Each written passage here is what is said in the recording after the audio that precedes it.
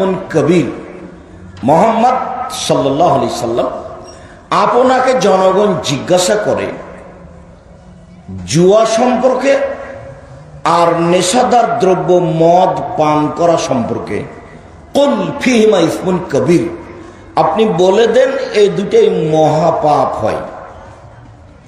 জুয়া খেললে মহাপাপ হয় আর মদ খেলে মহাপাপ হয়।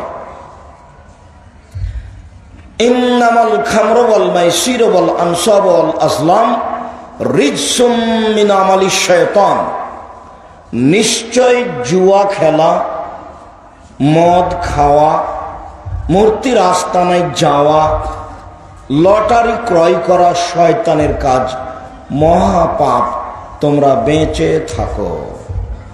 জুয়া খেলা মহাপাপ।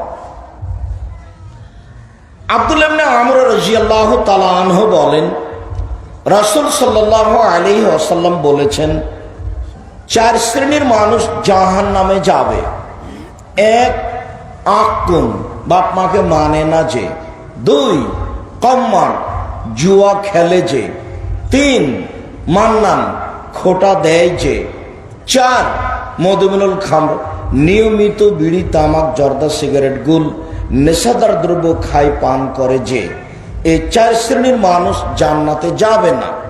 তার 1 শ্রেণীর মানুষ জুয়া খেলে যে। জুয়া খেলা মহাপাপ। রাসূল সাল্লাল্লাহু আলাইহি ওয়াসাল্লাম বলেন, মান লা'বা বিন-নারদ, কেউ যদি জুয়া খেলায় অংশগ্রহণ করে, চৌসার, ছক্কা, লুডু, দাবা, পাঞ্জা, ক্যারাম বোর্ড, তাস, গেমস, এই ধরনের যত খেলা আছে যেখানে টাকার হারজিত আছে, এই খেলায় যদি কেউ অংশগ্রহণ করে, ফাকাদ সাবাকা ইয়াদাহু ফি দামি খিনজির, তাহলে সে তার হাতকে শুকুর, শোরের রক্তের মধ্যে ডুবিয়ে দিল। হাদিস মুসলিম। এই ছেলে, আমাদের পাড়ার ছেলেরা কেউ নয়, এই যে চিল্লা চিল্লি করে যাচ্ছে আর কথা বলছে, খেয়াল করেন তো আশপাশের জন্য আওয়াজ না হয়। ওরাও তো মানুষ। সম্মানিত দ্বীনী ভাই বোন, বলছিলাম, কেউ যদি জুয়া খেলায় অংশগ্রহণ করে, তাহলে সে তার হাতকে শোরের রক্তের মধ্যে ডুবিয়ে দিল। হাদিস মুসলিম। বিবেচনা করার আমরা কেউ না থাকলেও পৃথিবীতে কেউ নেই এ কথা নয়। মানুষ বিবেচনা করার আছে এবং মানুষ কোরআন হাদিস মেনে চলে এখনো। আমি অনেক সময় তার রাস্তাঘাটে বুঝতে পারি। হাজারো লাখো মানুষ বলে, আব্দুর রাজাক সাহেব, আপনার কথা শুনে সেদিন থেকে দাড়ি ছেড়ে দিয়েছি, প্যান্টটা কেটে উপরে করেছি, 5 ওয়াক্ত সালাত আদায় করি, বাড়িটা সুন্দর করে গোছিয়া সাজিয়ে রেখেছি। এইটা আমি শতবার শুনতে পাই। তো কাছাকাছি মানুষ হলে মূল্যায়ন বোধ কম থাকে, এই হিসেবে আমি বেলদি দেবয়ের মাদ্রাসার মানুষ ধরে নিতে হয় জামিয়া সালাফের সুবাদে। কাজেই এতদা অঞ্চলে দিন ধর্ম মেনে চলার মানুষ বা আমাদের কথা শুনে আমল করার মানুষ কমও হতে পারে, এটা স্বাভাবিক গতি। সম্মানিত দ্বীনী ভাই বোন, বলছিলাম জুয়া মহাপাপ। এখন আন্তর্জাতিক ফুটবল খেলা জুয়া কি না, এই কথাটা জানার পূর্বে আগে জেনে রাখতে হবে প্রত্যেক যে খেলাতে টাকার হারজিত রয়েছে সেটাই হলো জুয়া। প্রত্যেক যে খেলাতে টাকার হারজিত রয়েছে সেটাই হলো জুয়া। জুয়া কোনো নির্ধারিত খেলার নাম নয়। জুয়া কোনো পরিচিত খেলার নাম নয়। সারা পৃথিবীতে যেই খেলাতে টাকার হারজিত হয় সেটাই হলো জুয়া, যেভাবেই হোক না কেন, যেখানেই হোক না কেন। এখন আন্তর্জাতিক ফুটবল খেলায় টাকার হারজিত আছে কি না এটা দেখতে হয়। তাহলে বুঝতে হবে যে এইটা জুয়া, এতে টাকার হারজিত আছে। আর যদি বোঝা যায় যে না কিছুই নয়, খুব ভালো, যারা তাহাজ্জুদ পড়ে তারাই করে, তো দেখা যাবে যে বর্তমান আন্তর্জাতিক খেলায় টাকার হারজিত শুধু নয়, এতে বিলিয়ন বিলিয়ন ডলার খরচ আছে। এতে ট্রিলিয়ন ট্রিলিয়ন ডলার খরচ আছে, কোটি কোটি ডলার খরচ আছে। পৃথিবীতে হারজিত হিসাবে টাকার হারজিতে এত বড় জুয়া পৃথিবীতে আছে, তা মানুষ ইতিহাস প্রমাণ করতে পারবে না। এক, দুই, এই খেলায় মানুষ হাততালি দেয়, যেটা ইহুদি খ্রিস্টানদের কাজ। তিন, এই খেলায় মানুষ দুই ভাগে বিভক্ত হয়। এক শ্রেণীর মানুষ বলে এরা হেরে গেলে আমি আত্মহত্যা করব। এক শ্রেণীর মানুষ বলে এরা জিতে গেলে গরু জবে করব, এত মানুষকে খাওয়াবো। দুইটা পক্ষ সব সময় অবিরাম চলছে একটা খেলাকে নিয়ে। আরো যে এই খেলাকে লক্ষ্য করে যত ফেস্টনের কাপড় কিনা হয়েছে, সারা পৃথিবী জুড়ে মানুষ কত গজ কত মিটার কাপড় কিনেছে ফেস্টনের জন্য, যাতে মানুষ বিশাল পর্দা তৈরি করে দেখছে, সময় কাটাচ্ছে। আরো যে এই খেলার জন্য মানুষ পতাকার ব্যাপারে কাপড় কিনেছে, সারা পৃথিবীর মানুষ কত কাপড় কিনেছে, তার কত মূল্য হতে পারে। উল্লেখ্য যে মাগুরা জেলায় একটা লোক জমি বিক্রি করে ব্রাজিলের পতাকা ঝুলিয়েছে 7.5 কিলোমিটার লম্বা করে। উল্লেখ্য যে ফেনীর একটা লোক পতাকা ঝুলিয়েছে 4.5 কিলোমিটার লম্বা করে। কত পতাকার কাপড় আছে সারা পৃথিবী জুড়ে, তারপরে বিবেচনা হবে হালাল হারাম। মানুষ জানে না কত খরচ আছে। এরপরে সারা পৃথিবী জুড়ে টিভি চলছে, এতে কত কারেন্ট খরচ আছে মানুষ হিসাব করতে পারবে না। সারা পৃথিবী জুড়ে মানুষ তার কাজকর্ম বন্ধ করে এই খেলার পিছনে সময় কাটাচ্ছে, মানুষের হিসাব নিকাশ নেই। এরপরেও যদি এই খেলা জুয়া না হয়, তাহলে জুয়া কোনটা? মনে রেখো তুমি, আমি আব্দুর রাজ্জাক বিন ইউসুফ 26 বছর থেকে ফতোয়া লিখি, 26 বছর থেকে শুধু ফতোয়া লিখি, আর 34 বছর থেকে শিক্ষকতা করছি। আর শিক্ষকতার জীবনটাই শুরু হয়েছে বুখারী মুসলিম দিয়ে, বড় বড় তাফসির দিয়ে। ফতোয়া বোর্ড পরিচালনা করি 6 বছর থেকে।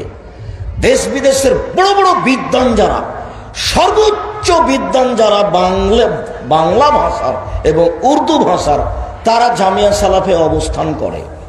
এক একজনের বেতন 70-80 হাজার করে। জামিয়া সালাফে বেতন লাগে শিক্ষক শিক্ষিকা কর্মচারীকে প্রায় 30 লক্ষ প্রতি মাস। প্রতি মাসে বেতন লাগে 30 লক্ষ। এটা হলো জামিয়া সালাফ। জামিয়া সালাফে প্রায় 4000 ছেলে মেয়ে অবস্থান করে, প্রায় 300 জন এতিম অবস্থান করে, প্রায় 500 জন অসহায় ছেলে মেয়ে অবস্থান করে। এদেশের উল্লেখযোগ্য প্রতিষ্ঠান জামিয়া সালাফিয়া, যা আপনার বাড়ির পাশে আছে। এদেশের উল্লেখযোগ্য প্রতিষ্ঠান জামিয়া সালাফিয়া, ডাঙ্গিপাড়া পবা রাজশাহী, যেটা 26 বিঘা জমির উপর অবস্থান করে, যেখানে একটা মসজিদ 4 তলার কাজ চলছে 90% জমির উপরে, যার একতলাকে 3000 মানুষ সালাত আদায় করতে পারে। আর আপনার বাড়ির পাশে যেটা চেষ্টা চলছে 200 শতক জমির উপরে, যার একতলায় 10,000 মানুষ সালাত আদায় করতে পারবে, এ মর্মে আমরা চেষ্টা চালিয়ে যাচ্ছি। মাঝামাঝিতে একটা জমি পড়েছে, যে জমিটার ব্যাপারে কোনো সিদ্ধান্ত হয় না। তারা বলে বিক্রিও করব না, বদলও দিব না। এরপরে যা শুনছেন তা কিছুটা সত্য। মানুষ বিরোধিতা করে জামিয়া সালাফের ব্যাপারে কোনো সফলতা আনতে পারবে না ইনশাআল্লাহ। আপনারা মনে রাখবেন, জামিয়া সালাফিয়া এদেশের মাটিতে ব্যতিক্রম, ভিন্ন ধরনের প্রতিষ্ঠান, যেখানে কোনো দলীয় হইচই নেই। দলমুক্ত প্রতিষ্ঠান জামিয়া সালাফিয়া, সংগঠন মুক্ত প্রতিষ্ঠান জামিয়া সালাফিয়া, শিরক মুক্ত প্রতিষ্ঠান জামিয়া সালাফিয়া, বিদআত মুক্ত প্রতিষ্ঠান জামিয়া সালাফিয়া, ছেলে মেয়েদেরকে সর্বোচ্চ শিক্ষা দেওয়ার ব্যবস্থা জামিয়া সালাফিয়া, যেখানে দেশ বিদেশের উচ্চমানের হাই র্যাঙ্কের শিক্ষক শিক্ষিকা অবস্থান করে সর্বদা। মনে বড় সাধ, এ দেশের মাটিতে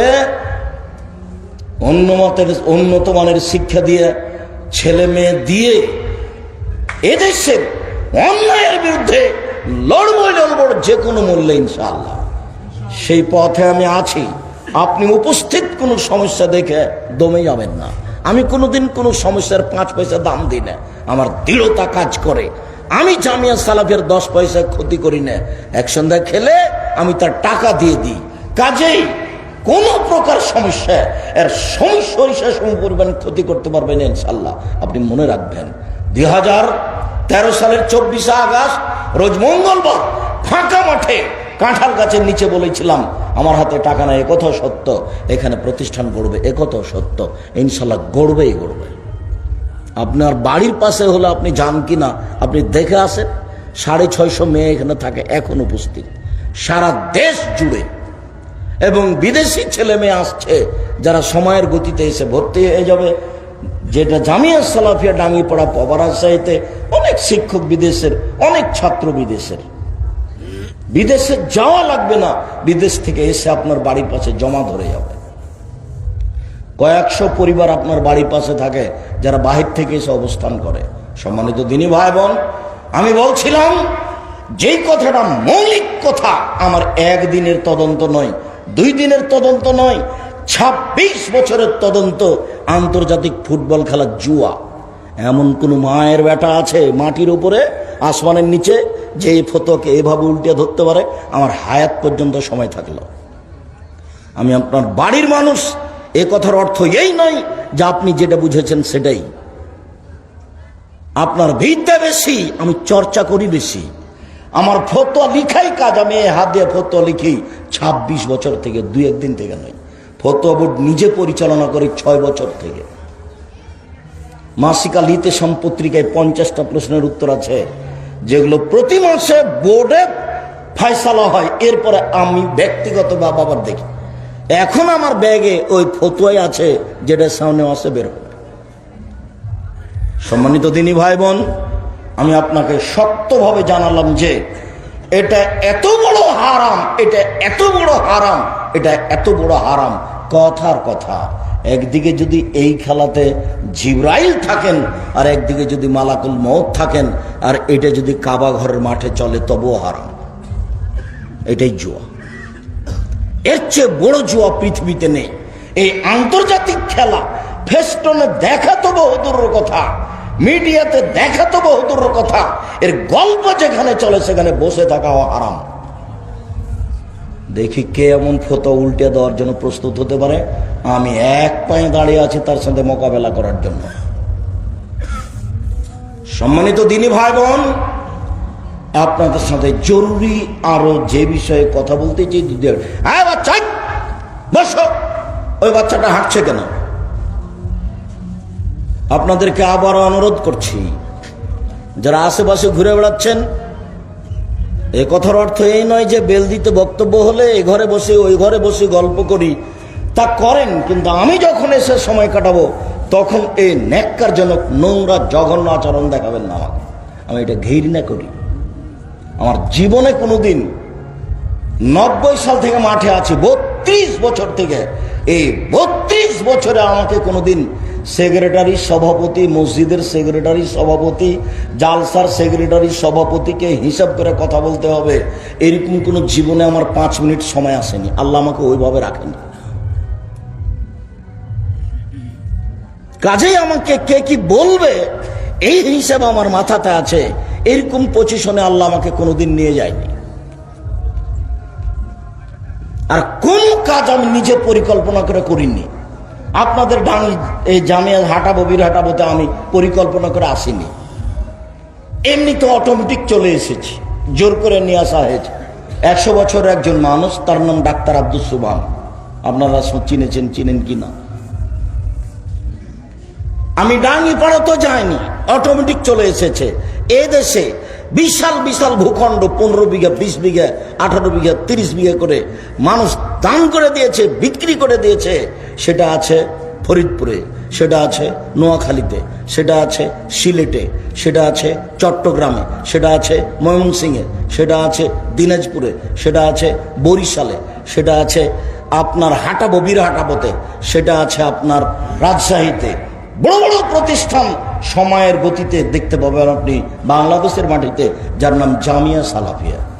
ইনশাআল্লাহ যেখানে মসজিদ গড়ে উঠছে সবটার নাম বাইতুল হাম জামে মসজিদ। মসজিদের নাম হবে বাইতুল হাম জামে মসজিদ, আর প্রতিষ্ঠানের নাম হলো জামিয়া সালাফিয়া। মনটা ছোট করবেন না কোনো সময়, মনটাতে একটু করে কোনো সময় দ্বিধা আনবেন না। খালি মুখে বলবেন আল্লাহ তুমি জামিয়া সালাফিয়া কবুল করো, এটুকু আমার দাবি, অন্য কোনো দাবি নেই।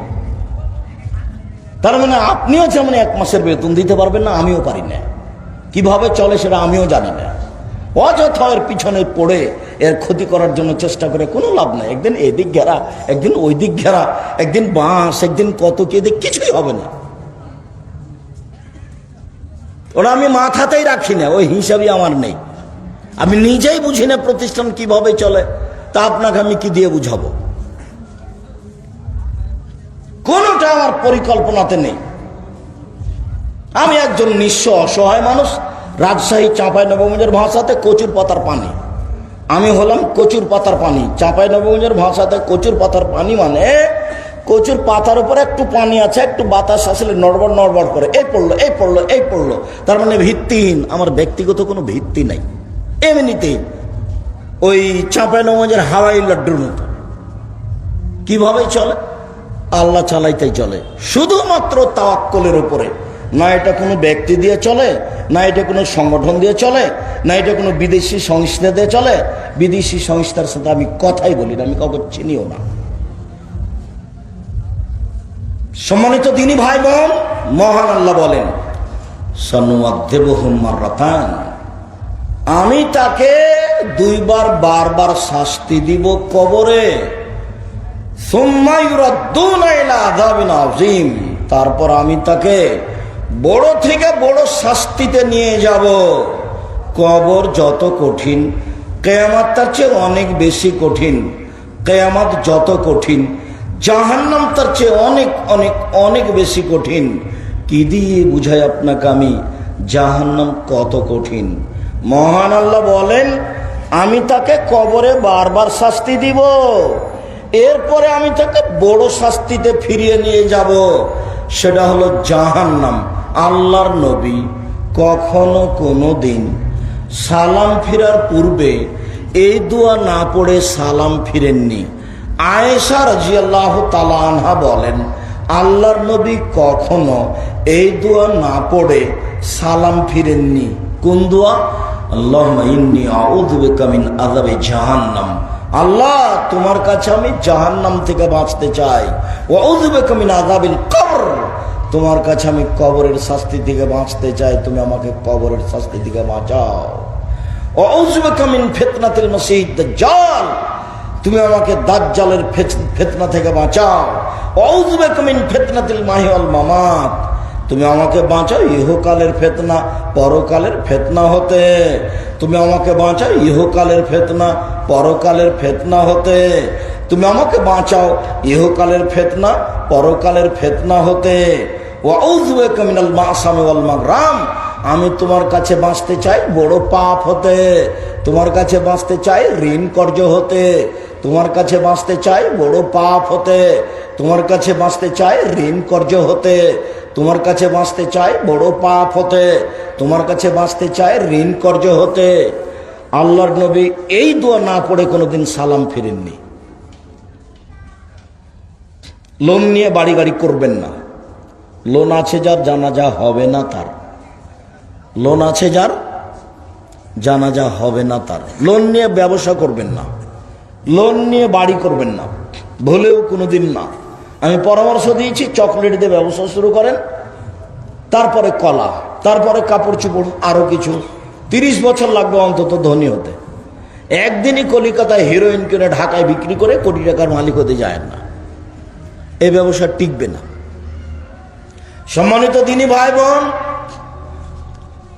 আবু মুসা আশআরী রাদিয়াল্লাহু তাআলা আনহু বলেন, রাসূল সাল্লাল্লাহু আলাইহি সাল্লাম বলেছেন, পৃথিবীর মানুষ আতেমুল জায়া ওয়াউদুল মারিদা ও ফুকুলানি, তোমরা দুস্থ গরিব ফকির মানুষকে খেতে দাও। 2, অসুস্থ মানুষকে দেখতে যাও। 3, জেল হাজতে বন্দী আছে যারা, তাদের জেল থেকে বের করো, মুক্তির ব্যবস্থা করো। বুখারী মুসলিম। অত্র হাদিসে রাসূল সাল্লাল্লাহু আলাইহি সাল্লাম জাতির সামনে জোরালো 3টি ঘোষণা দিলেন। পৃথিবীর মানুষ শুনে রেখো, তোমরা দুস্থ গরিব ফকির মিসকিনকে খেতে দাও। সালাত আদায় করে জান্নাত পাওয়া যায়, জান্নাত কিনা যায় না। সিয়াম পালন করে জান্নাত পাওয়া যায়, জান্নাত কিনা যায় না। হজ করে জান্নাত পাওয়া যায়, জান্নাত কিনা যায় না। দুস্থ গরিব ফকির মিসকিনকে দান করে জান্নাত কিনা যায়। কেউ যদি জান্নাত কিনতে চায়, তাহলে ফকির মিসকিনকে, অসহায় মানুষকে কওমি খারিজি বেসরকারি মাদ্রাসায় দান করতে হবে। আল্লাহ বলছেন, পৃথিবীর মুমিন পুরুষ নারী শুনে রেখো, আমি তোমাদের টাকা এবং জানের বিনিময়ে জান্নাত তোমাদের কাছে বিক্রি করে দিয়েছি, কিনে না। যার স্বাদ আছে সে কিনে নেই, টাকা দিয়ে জান্নাত কিনে নিতে হবে। এ কথা আল্লাহ বলছে, এ কথা আল্লাহর নবী বলছে। পৃথিবীর মানুষ অসুস্থ মানুষকে দেখতে যাও। পৃথিবীর মানুষ জেল হাজতে বন্দী আছে যারা, তাদেরকে মুক্তি করার ব্যবস্থা করো। নারায়ণগঞ্জ জেলে 20-30 বছর থেকে মানুষ আছে, ও নিজেও জানে না আমি কেন জেলে। জজ জানে না ঘটনা কি, উকিল জানে না ঘটনা কি। দলীয় দাপটে ক্ষমতার ভিত্তিতে ওকে 1 নম্বর আসামি করে জেলে দিয়েছে। টাকা দিয়ে সাক্ষী রেডি করেছে। সাক্ষী বলছে, আমি 2 চোখে মারতে দেখেছি। যার ব্যাপারে বলছে, ও সেদিন আপনার নারায়ণগঞ্জ জেলাতেই ছিল না। তারপর ওই 1 নম্বর আসামি যুগ যুগ ধরে জেলে আছে, নিজে জানে না কেন জেলে। স্ত্রী জেল গেটে যায়, স্বামী একটু তার গায়ে মাথায় হাত দেওয়ার কোনো পথ নেই। ছেলে মেয়ে জেল গেটে গিয়ে কান্নাকাটি করে, একটু আদর করার কোনো পথ নেই। বছর বছর পার হয়ে গেল, স্ত্রী বাড়িঘর ছেড়ে চলে গেল, আহাল পরিবার চলে গেল, বাড়িঘর ধ্বংস হয়ে গেল, নিজেও বুঝতে পারলো না আমি কেন জেলে। তার নাম দলীয় দাপট, তার নাম অর্থের ক্ষমতা, তার নাম 1 জমি 7 বার বিক্রি করা। আরো অবাক যে, হাঁটাবো বিরহাটাবো, আপনি কষ্ট নিয়েন না। আমি কষ্ট নিলে আমার কাছে কিছু আসে যায় না। বাপও দালাল, বেটাও দালাল। অবাক দুনিয়া, আমি এরকম দেখিনি। আর রাস্তার শেষ প্রাচীরে প্রাচীর দিয়েছে, আইলে গাছ লাগালো, তার বাইরে এটা হয় কি করে? এটা কি কথা? আর কেউ কাউকে কিছু বলে তা আমার মনে হয় না। আমরা চাঁপাইনবাবগঞ্জ পল্লীর মানুষ, যদি রাস্তার পাশাপাশি কেউ একটা খোঁটা গাড়ি গরু বাঁধার জন্য, তো যে হাঁটবে সে বলবে, এই ছেলে খোঁটাটা পিছিয়ে সরো, পিছিয়ে সরো। গরুটা ওখানে রাস্তায় দাঁড়িয়ে থাকবে না? কোন বুদ্ধি তোমার? যে হাঁটবে সেই বলবে। আল্লাহর হস্তে আমি বুঝতে পারি না কেউ কাউকে কিছু বলে কিনা। যেই প্রাচীর দিয়ে গেছে সে একটু করে গাড়ি নিয়ে যাচ্ছে, ওয়ারি প্রাচীরে গাড়ি বাইরে বসে আছে।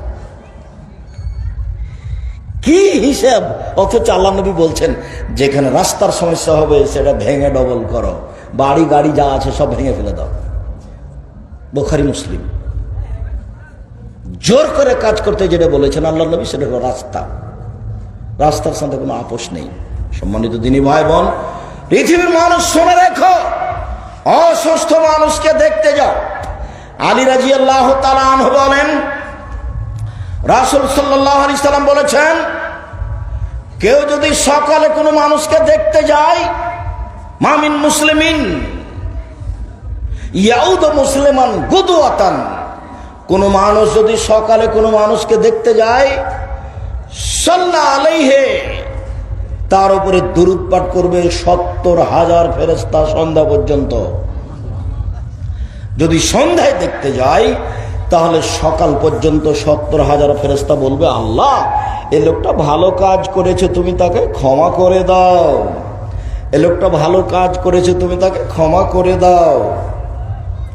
আবু হুরায়রা রাদিয়াল্লাহু তাআলা আনহু বলেন, রাসূল সাল্লাল্লাহু আলাইহি সাল্লাম বলেছেন, এজা আদামারিজুন, যখন কোনো মানুষ কোনো অসুস্থ মানুষকে দেখতে যায়, নাদা ভিসময়ে, তখন আকাশ থেকে চিৎকার করে বলে, তিপ্তা, ধন্য তুমি, স্বাগতম তোমাকে, তবে মানসাকা, তোমার চলার পথ ধন্য, ধন্য তুমি, তোমার চলার পথ ধন্য, ধন্য তুমি।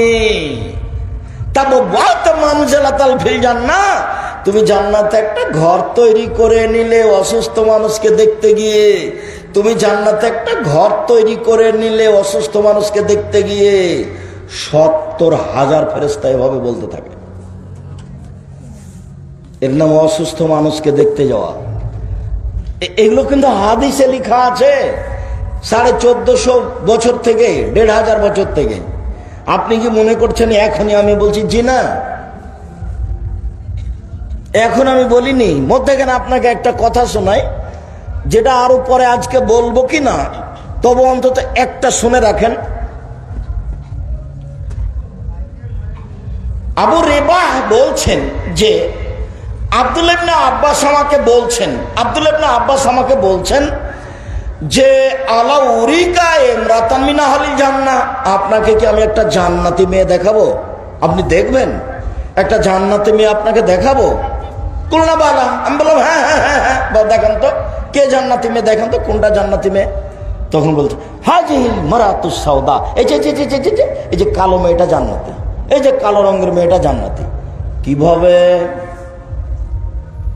জাত ইলান নবী সাল্লাল্লাহু আলাইহি সাল্লাম, মহিলাটি একদা রাসূলের কাছে এসেছিল, এসে বলছে, আল্লাহর নবী, ইন্নী উসরেও, আমি উল্টে পড়ে যাই, আমি মির্গির রোগে আক্রান্ত, ওয়াতাকাশাফ, আমি আমার কাপড় চোপড় খুলে দিয়ে উলঙ্গ হয়ে যাই, ফাদুলি, আপনি একটু আল্লাহর কাছে দোয়া করেন তো।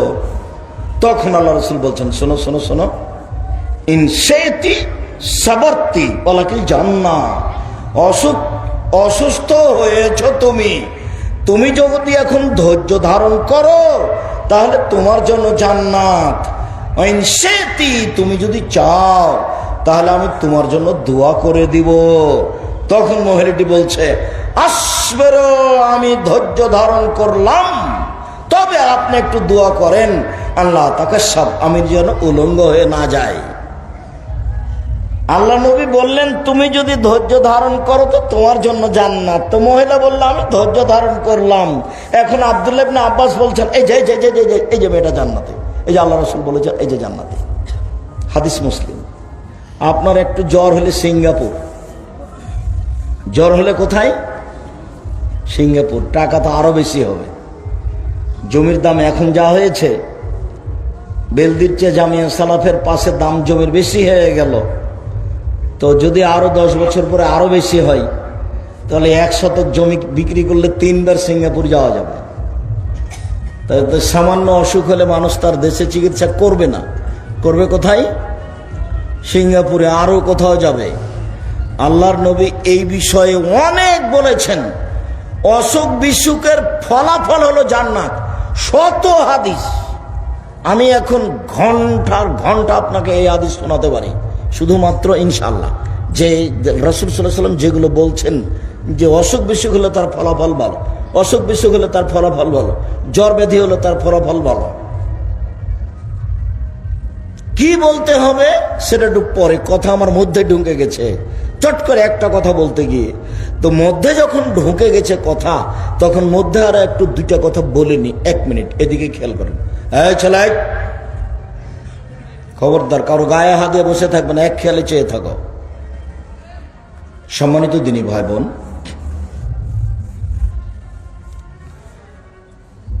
আবু হুরায়রা রাদিয়াল্লাহু তাআলা আনহু বলেন, দাখালা রাসূলুল্লাহ সাল্লাল্লাহু আলাইহি ওয়াসাল্লাম উম্মু সাহেবে, আল্লাহর নবী উম্মু সাহেব নামে একজন মহিলাকে দেখতে গেলেন। আল্লাহর নবী নিজে অসুস্থ মানুষকে দেখতে যেতেন।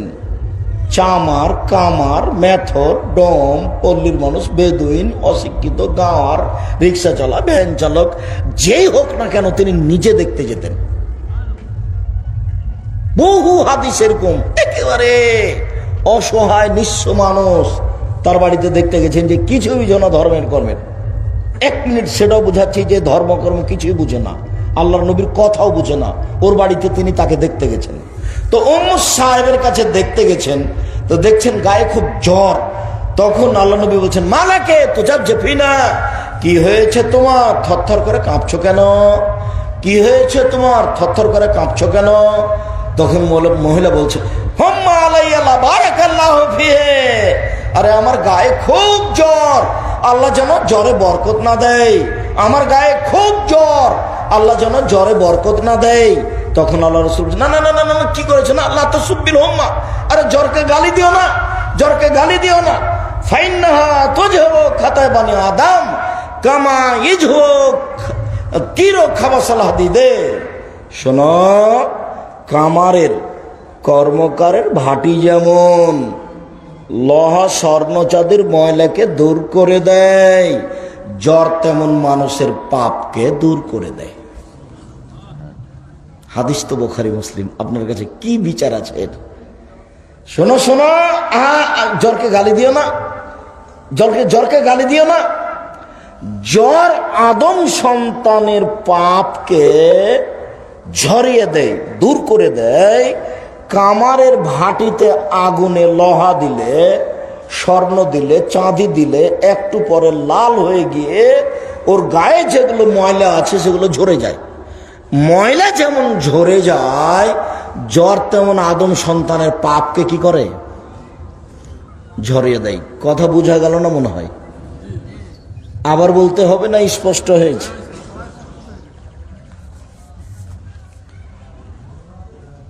আব্দুল্লাহ ইবনে উমর বলছেন যে দাখালতু আলান নবী সাল্লাল্লাহু আলাইহি সাল্লাম, আমি আব্দুল্লাহ ইবনে উমর একদা আল্লাহর নবীর কাছে গেলাম। ওহো ইউয়াক, দেখি তার গায়ে খুব জ্বর, আল্লাহর নবীর গায়ে খুব জ্বর।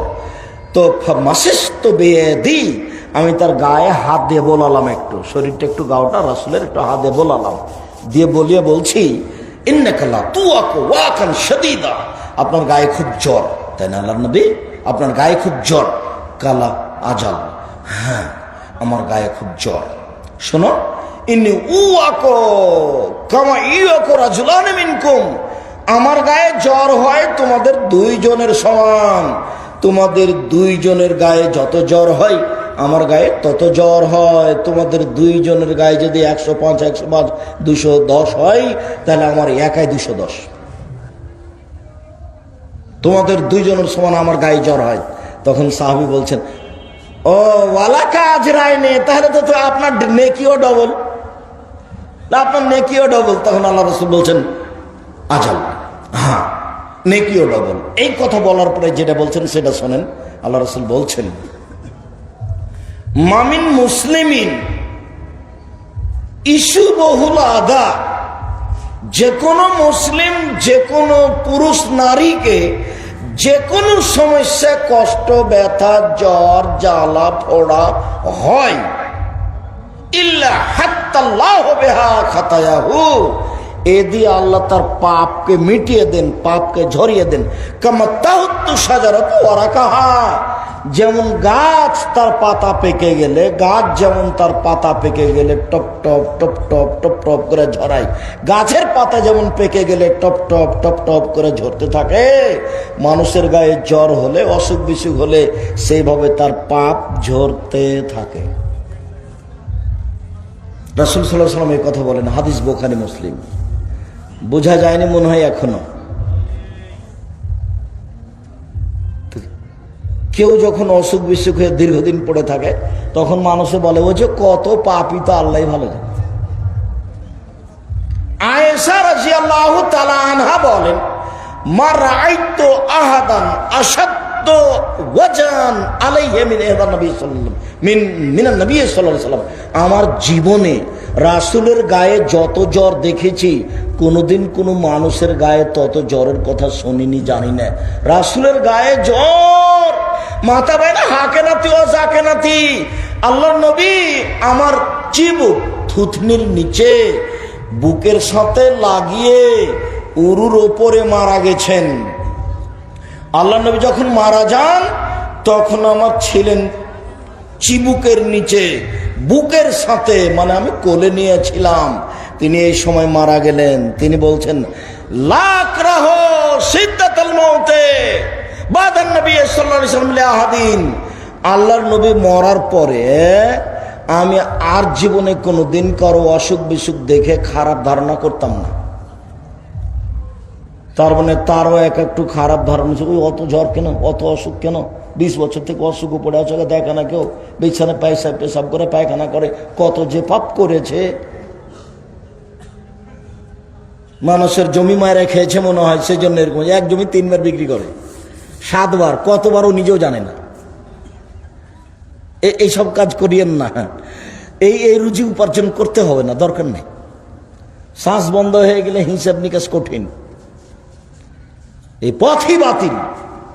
আত্মীয় স্বজন ভাই ভাতিজা সবকে বলে দিয়েন এ কাজ করতে হবে না। এ কাজ না করে মানুষ বেঁচে থাকে। তার প্রমাণ, সভাপতি সাহেব কোথায় জমি বিক্রি করেন 7 বার? বেঁচে আছেন আপনাদের সুপরিচিত মাওলানা সাহেব, আবু বকর সিদ্দিক সাহেব, সুপরিচিত, আমি অনেকদিন থেকে নাম শুনছি, সবারই শ্রদ্ধেয় মানুষ, আছেন তো বেঁচে। কোথায় জমির দালালি করেন? আছেন তো। আর দাম হলে কি এইভাবে করতে হবে? আল্লাহ রহম করো। রুজির ব্যবস্থা ব্যবসা দিয়ে করতে হবে এটা নয়, রুজির ব্যবস্থা ব্যবসা দিয়ে করতে হবে এটা নয়, ভুল হিসাব। আটকা পড়ে যাবেন বিচার মাঠে, খুব কঠিন। জালেম হিসাব যদি আটকা পড়ে যান তাহলে বিচার দেরিতে হবে। জালেম হিসাবে যদি আটকা পড়ে যান তাহলে বিচার দেরিতে হবে। যদি 1 দিন দেরি হয় তাহলে 50,000 বছর, আর যদি 3 দিন দেরি হয় তাহলে 1.5 লক্ষ বছর, ফলাফল জাহান্নাম। 2 দিন বাঁচতে এসে বইয়ের ছেলের মেয়ের পাল্লাতে পড়ে এগুলো করতে হবে না। অল্প দিন বাঁচতে এসে এত ক্ষতি করার প্রয়োজন নেই। বুঝতে ভুল করেছি। দেখেছিলাম একদিন নিজের বয়স 40, এখন দেখি 60। দেখেছিলাম একদিন নিজের বয়স 20, এখন দেখি 40। আবার কবে দেখবেন 80, তারপরে দেখবেন নাই। এরকমই পৃথিবী, একে দাম দেওয়ার মূল্যায়ন করার কোনো প্রয়োজন নাই। রাসূল সাল্লাল্লাহু আলাইহি ওয়াসাল্লামকে জিজ্ঞাসা করা হলো, আরেকটা হাদিস এখানে বলে নিয়ে আমিও মনে করছি যে এখানে এত লম্বা সময় কাটাতে হবে না। রাসূল সাল্লাল্লাহু আলাইহি ওয়াসাল্লামকে জিজ্ঞাসা করা হলো, আয়ুন্নাসা শব্দ বালান, আল্লাহ নবী একটু বলেন তো, রোগ ব্যাধি, জ্বর জ্বালা, কলেরা, মহামারী, বিপদ সাপদ ঝামেলা সব কার উপরে চেপে আসে বেশি বলেন তো আল্লাহ নবী? বিছানায় পেশাব পায়খানা ভালো হয় না, বছর বছর কোথাও যায় না, কত কলেরা, কত কি, কত ক্যান্সার, ভালোই হয় না, এটা কার সবচেয়ে বেশি আল্লাহ নবী? তখন বলছেন আম্বিয়ার, নবীগণের। সবচেয়ে অসুখ বিসুখ কার বেশি? নবীগণের। আলামসাল ফালামসাল।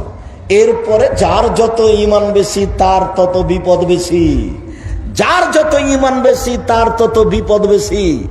সমস্যা আসবে সম্পদের উপরে, নিজের উপরে, ছেলে মেয়ের উপরে।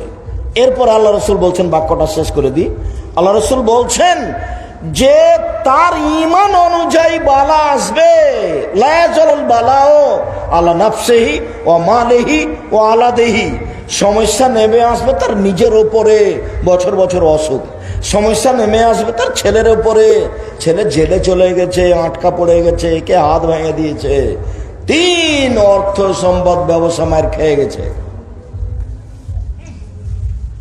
অর্থ সম্পদের উপর বিপদ নেমে আসবে।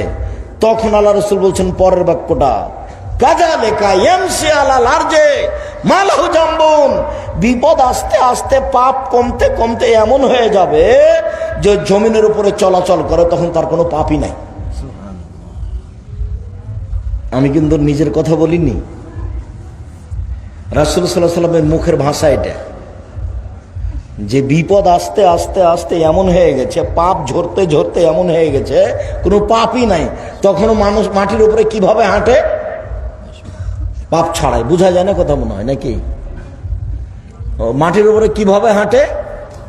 পাপ ছাড়াই, তার আর কোনো পাপ নাই। একথা মুহাম্মদ সাল্লাল্লাহু আলাইহি ওয়াসাল্লাম বলেন। জি, এইদিকে বাচ্চা, তুমি দাঁড়িয়ে কি দেখাতে চাচ্ছ? আর এত প্রয়োজন এখানে 2-1টা লোকের বাম দিকে গল্প করে, কিসের কি গল্প করে? জামিয়া সালাফিয়া হাঁটাবো বীরহাটাবোতে প্রোগ্রাম হলে আমি হিসাব দেখেছি 12 থেকে 15 লক্ষ টাকা খরচ হয়। 15 লাখ টাকা খরচ হয় প্রায়, আর রাজশাহীতে হলে প্রায় 12 লক্ষ টাকা খরচ হয়। তো আমি তো এত গল্প করে কেউ কে জানি, আমি অত বুঝতে পারি না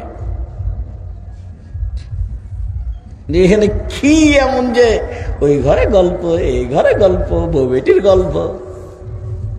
কি দেখাতে চান আপনি আমাকে? আমি তো দিন রাতে কি কথা বলছি, এসবগুলোর আমার কাছে 5 পয়সা দাম নাই। যতক্ষণ কথা বলছি ভদ্রতা বজায় রেখে নিজেকে মানুষ মনে করে এক খেলে চেয়ে বসে থাকতে হবে। বিশ্বাস করেন 32 বছরে আমি কোনোদিন অপ্রয়োজনীয় বাক্য বলিনি। 32 বছরে আমি কোনোদিন কেসা কাহিনী বলিনি, বলার প্রয়োজন হয় না। 32 বছর আমি কোনোদিন কারোর বিরুদ্ধে কথা বলিনি। 32 বছর আমি কোনোদিন সরকার বিরোধী কথা বলিনি। এটা আমার শিষ্টাচারের বাইরে, নীতির বাইরে। সম্মানিত দিনী ভাই বোন, আব্দুল্লাহ ইবনে আব্বাস বলছেন, দাখালা রাজুলুন আলা দাখালান নবী সাল্লাল্লাহু আলা আরাবিন, আল্লাহর নবী একদিন একটা পল্লীর বেদুইন মানুষকে দেখতে গেলেন, অসুস্থ হয়েছে। ফাকাল আল্লাহ, তাকে তিনি বললেন, লা বাস তাহুর ইনশাআল্লাহ, কোনো অসুবিধা নেই, ভালো হয়ে যাবে। এই কথাটা আল্লাহ রাসূল অসুস্থ মানুষকে দেখতে গেলে বলতেন। তখন লোকটা বলছে, কাল্লা না, কিসের আমি ভালো হয়ে যাব, কখনো নেই। হুম্মা আলাইয়া, আরে আমার গায়ে এত জ্বর, খুব জ্বর।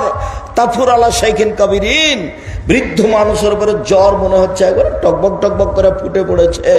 তাজুরুল কবর, কবর একে দেখছে আমি মরে গেছি, আর আপনি বলছেন যে কোনো সমস্যা নেই। মানে কথা বুঝতে পারেননি, আপনিও বুঝতে পারেননি, ওই পল্লীর লোকটা নবীর কথা বুঝতে পারেননি।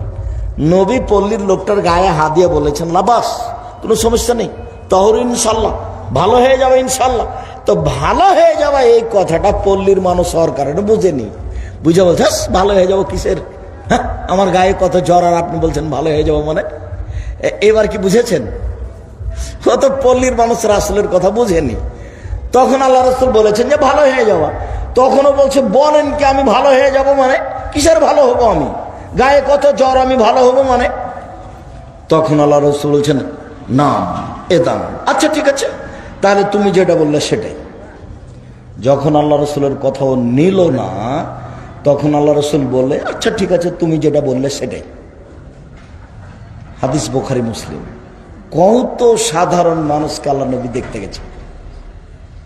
আয়েশা রাদিয়াল্লাহু তাআলা আনহা বলেন, ইজস্তাকাল ইনসানু মিন্না, যখনই আমাদের কোন লোক, পুরুষ ব্যক্তি বলতো, কোনো ব্যক্তি বলতো যে আমার জ্বর হয়েছে, কিছু সমস্যা হয়েছে, তো ফামাসাহু বিয়াদিহি, আল্লাহ রাসূল তার গায়ে হাতটা বোলাতেন, তার গায়ে হাতটা বোলাতে বলতেন, আযহিবিল বাস, আল্লাহ রোগকে দূর করো, আযহিবিল বাস রব্বান নাস, তুমি তো মানুষের প্রতিপালক, অসফে, তুমি আরোগ্য দাও, আনতা শাফি, তুমি তো আরোগ্য দাতা, লা শেফা, কোনো আরোগ্য নেই, ইল্লা শেফাউকা শেফাউন, তোমার আরোগ্য তুই আরোগ্য। আল্লাহ রাসূল মানুষের বাড়িতে গিয়ে তার গায়ে হাত দিয়ে বলতেন, লাবাস তহরুন ইনশাআল্লাহ, আজবিল বাস রব্বান নাস, অসফে আনতা শাফি, লা শেফা ইল্লা শেফাউকা শেফাউন লা ইয়াদুরু সাকামা, এটা বলতেন। বুখারী মুসলিমের আরেকটা হাদিসে এসেছে, কারো ফেটে যাওয়া, কেটে যাওয়া জ্বর, ফেটে যাওয়া, কেটে যাওয়া, বাঘি, ফোড়া, সেখানে হাত দিতেন, হাত দিয়ে বোলাতেন আর বলতেন, বিসমিল্লাহ তুরবাত আরজেনা, আল্লাহর নামে আমাদের এলাকার জমিনের মাটি, বেরিকাতে বাজে না, আমাদের কারো মুখের থুথু, লিশফা সাকিমনা, আমাদের অসুস্থ ব্যক্তিকে আরোগ্য দেওয়া হোক, বেইজনে রব্বে না, আমাদের প্রতিপালকের অনুমতিতে। মুখস্থ আছে, বলতে পারবেন? ফেটে গেছে, কেটে গেছে, ফুলে গেছে, ব্যথা, চিল্লাচিল্লি করছে, জ্বর, গায়ে হাত দিয়ে বলবেন, বিসমিল্লাহ তুরবাত আরজেনা, বেরিকাতে বাজেনা, লিশফা সাকিমনা, বেইজনে রব্বে না। এদেশে একটা বই পাওয়া যায়, আইনে রাসূল সাল্লাল্লাহু আলাইহি ওয়াসাল্লাম দোয়া অধ্যায়, নাম শুনেছেন কিনা? আইনে রাসূল সাল্লাল্লাহু আলাইহি ওয়াসাল্লাম দোয়া অধ্যায়, বইটা পড়েন, ওর সাথে আপনার অত মনের দুর্বলতা কেন? 24টা স্থান আছে হাত তুলে দোয়া করার, 32টা হাদিস আছে হাত তুলে দোয়া করার সিরিয়াল। তাতে অসুস্থ ব্যক্তির পাশে গেলে কি বলতে হবে তার সিরিয়াল দেওয়া আছে। একটা লোক এসে বলছে, আল্লাহ রাসূল আমার গায়ে খুব ব্যথা, খুব ব্যথা। তখন আল্লাহ রাসূল বলছেন, এই শোনো, দায়া দাকা আলালে দিয়ে আলামফি জাসা দেখা, যেখানে তোমার ব্যথা হচ্ছে সেখানে তোমার হাতটা রাখো তো। হাত রাখো, যেখানে তোমার খুব ব্যথা হচ্ছে সেখানে হাতটা রাখো, বলো বিসমিল্লাহ বিসমিল্লাহ বিসমিল্লাহ 3 বার বলো, তারপর বলো আউযু বিইজ্জাতিল্লাহি ওয়া কুদরাতিহি, আল্লাহর ক্ষমতা তার মান ইজ্জত দিয়ে আমি সাহায্য চাচ্ছি। মিন শাররি মা আজাদু ওয়া হাজারু, যে ব্যথা পাচ্ছি তাতে থেকে, যে ব্যথার আশঙ্কা করছি তাতে থেকে, ক্যান্সার যেন না হয়, বেড়ে যেন না যায়, দুরবস্থা যেন নেমে আসে না নেমে আসে। 7 বার বলো, 7 বার। আউযু বিইজ্জাতিল্লাহি ওয়া কুদরাতিহি মিন শাররি মা আজাদু ওয়া হাজারু, 7 বার বলো, 7 বার। আর বিসমিল্লাহ 3 বার। সাহাবী বলছেন, আমি বললাম ব্যথার জায়গাতে হাত রেখে, তারপর দেখি আর নেই। মুখস্থ করা কি খুব ভারী নাকি বলছেন?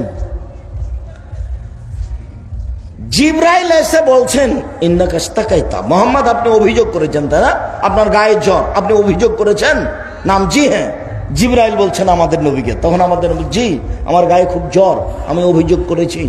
তখন এবার জিবরাইল বলছেন পাশে থেকে, বিসমিল্লাহি আরকিকা মিন কুল্লি শাইইন ইউযিকা মিন শাররি কুল্লি নাফসিন ওয়া আইনি হাসিদিন, বিসমিল্লাহি আরকিকা, আমি আল্লাহর নামে আপনাকে ঝাড়ফুঁক দিচ্ছি। মিন কুল্লি শাইইন ইউযিকা, যত কিছু আপনাকে কষ্ট দেয় তার থেকে। মিন শাররি কুল্লি নাফসিন, প্রত্যেক অনিষ্ঠ প্রাণী আত্মা হতে। অমিন আইনিন হাসিদিন, আর হিংসুক চক্ষু হতে। হিংসা কিন্তু খুব খারাপ জিনিস, বদনজর খুব খারাপ জিনিস। বদনজর দেখবেন, 1 মিনিট দেখেন এদিকে, এই ছেলে তুমি শোনো, তোমার মাকে বলে দিও ঘুমাচ্ছ কেন, হ্যাঁ বেটা ঘুমাচ্ছ কেন। আপনি আপনার স্ত্রীকে বলে দিন বদনজর কি জিনিস। এদিকে দেখেন, জোহরের সালাত আদায় করতে যাচ্ছেন, তখন আপনার স্ত্রী বলছে, আরে শোনো শোনো, মুরগির বাচ্চাগুলো কত সুন্দর, 13টা বাচ্চা একবারে বড় বড় হয়ে গেছে। তখন আপনি দেখলেন, বলছেন যে হ্যাঁ ভালোই তো, আসলে বাচ্চাগুলো ভালো। আপনি জোহরের সালাত আদায় করে যখন বাড়িতে এসেছেন, তখন আপনার স্ত্রী বলছেন, আরে আর বলো না, চিল এসে 3টে বাচ্চা নিয়ে চলে গেল। আর আসর পরে দেখছেন সব বাচ্চা দিয়ে হয়ে গেছে, দুর্বল হয়ে গেছে। এর নাম বদনজর। কার যে বদনজর লাগলো, আপনারও লাগতে পারে।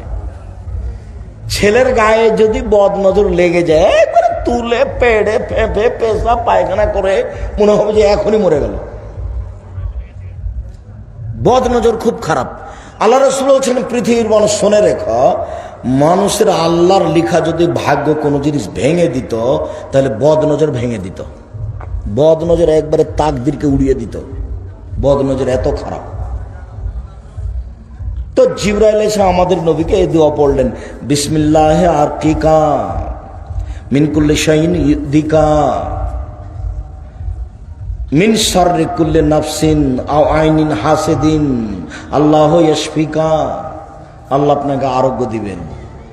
আরেকটা, আল্লাহর নবী হাসান এবং হুসাইনের মাথায় হাত দিয়ে বলতেন, আইযুকুমা বিকালিমাতিল্লাহি তাম্মা মিন কুল্লি শাইতানিন আহাম্মা ওয়া মিন কুল্লি আইনিন লাম্মা। দিন রাত বাচ্চাটা আপনার এসে দৌড়িয়া কোলে উঠছে, নাতি উঠে, নাতনি উঠে, ভাতিজা উঠে, ভাস্তি উঠে, একটু মুখখানে কিছু বলতে পারেন না, খালি কোলে নেন আর বলেন, দাদু দাদু কেমন আছো দাদু, কত, কিচ্ছু বোঝে না দাদা দাদি, খালি খায়ার পায়খানা করে। দাদা দাদি কিচ্ছু বোঝে না, খালি খায়ার পায়খানা করে। নাতিটাকে নিয়ে আগে মাথায় হাতে বলতে হবে, আউযু বিল্লাহি মিন কালিমাতিত তাম্মা, আল্লাহর কাছে আশ্রয় চাচ্ছে পূর্ণ কালেমা দিয়ে। মিন কুল্লি শাইতানিন আহাম্মা, সব শয়তানের ক্ষতি হতে আর বিষাক্ত হিংস্র প্রাণী হতে। অমিন কুল্লি আইনিন লাম্মা, আর সব বিষাক্ত বদ নজর হতে, খারাপ বদ নজর হতে। বাচ্চার মাথায় হাত দিয়ে বলবেন, আব্দুল রাজাক সাহেব দোয়া কোথায় পাবো? প্রিন্সিপাল সাহেবকে জিজ্ঞাসা করেন। আর নাহলে যাওয়ার সময় তো একটা দোয়ার বই আছে, আইনে রাসূল সাল্লাল্লাহু আলাইহি ওয়াসাল্লাম দেখেন ওখানে দেওয়া আছে। 3 ঘন্টায় মুখস্থ হয়ে যাবে, 3 দিনে হয়ে যাবে। দিন রাত ছেলে কোলে নেন, নাতি নেন, নাতনি নেন, ছেলে নেন, একটু মুখ খুলতে হবে সেটাও জানেন না। আইজাকুমুল্লাহ বিকালিমাতিল্লাহি তাম্মা মিন কুল্লি শাইতানির ওয়া হাম্মা ওয়া মিন কুল্লি আইনিন লাম্মা। কত বড় দোয়া, এত বড়টাকে এত বড়টা মুখস্থ করে নিতে হবে। জি শুকরিয়া, জাযাকুমুল্লাহ খায়র। আপনারা আমার দিনী ভাই বোন, আপনাদেরকে আমি আন্তরিকভাবে ভালোবাসি। আপনারা বেলদি হিফজখানার দায়িত্ব পালন করেন। আমি মনে করি বেলদিতে হিফজখানা সহ আরও যত মাদ্রাসা আছে সব একসাথে সবাই মিলে পরামর্শ করে বড় করে চালালে বেশি ভালো হবে। একজন আর একজনের প্রতি কিছু দুর্বলতা পোষণ না করে সামান্য একটা প্রতিষ্ঠান এই নিয়ে খুব সুন্দরভাবে সবাই মিলে পরামর্শ করে টাকা পয়সা তুলে ছেলে মেয়েদের ভালো শিক্ষা দেওয়ার ব্যবস্থা করবেন। আশাবাদী বড় বড় আলেম ওলামা নিয়ে আসবেন, সবসময় ছেলেদের উপরে পাহারা দিবে। আপনাদের বাড়ির পাশে যেটা জামিয়া সালাফিয়া হাঁটাবো, বীর হাঁটাবো, 24 ঘন্টা শিক্ষকের ডিউটি আছে। 24 ঘন্টা, কোন দিন কোন তরকারি খাবে তা নির্ধারিত আছে। কে কখন কবে বক্তব্য দিবে আরবি ইংরেজি ভাষায় তার ব্যবস্থা আছে। জানুয়ারি থেকে আরো সেটা শক্ত হবে। শুকরিয়া, আমি আপনাদের আন্তরিকভাবে কল্যাণ কামনা করি।